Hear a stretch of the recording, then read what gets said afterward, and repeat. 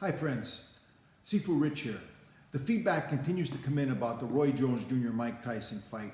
And the question is, that's on everybody's mind is, what does it take for a person in their 50s to be able to perform at a level that they did when they were in their 20s?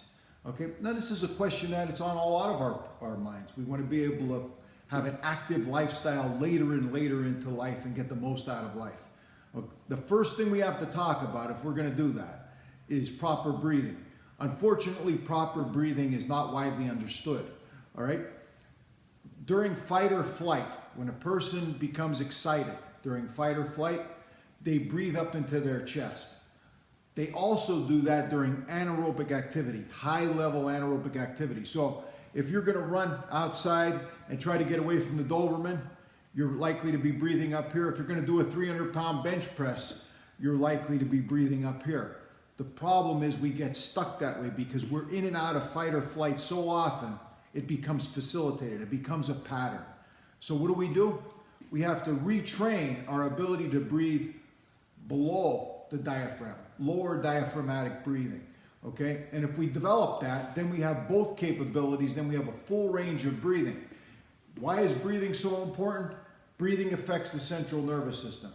Breathing affects your body's pH. It affects your hormonal system. It affects almost every system in your body. So it's critically important that you do the right thing as far as being able to breathe using all your breath capacities, okay? Not just being stuck in fight or flight all the time. So the first exercise that I would teach somebody who wanted to do this, and if it was Mike Tyson or if it was somebody down the street, is put one hand on your chest and one hand on your stomach. And what I want you to do is inhale fully, and when you exhale, pull your belly in lightly. And then when you inhale, let your belly relax and try to let the breath go down into the stomach and let the breathing occur in the stomach. We call this belly breathing.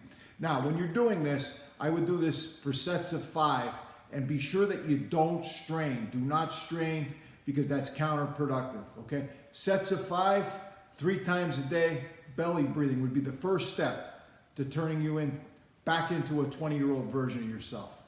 See you next time.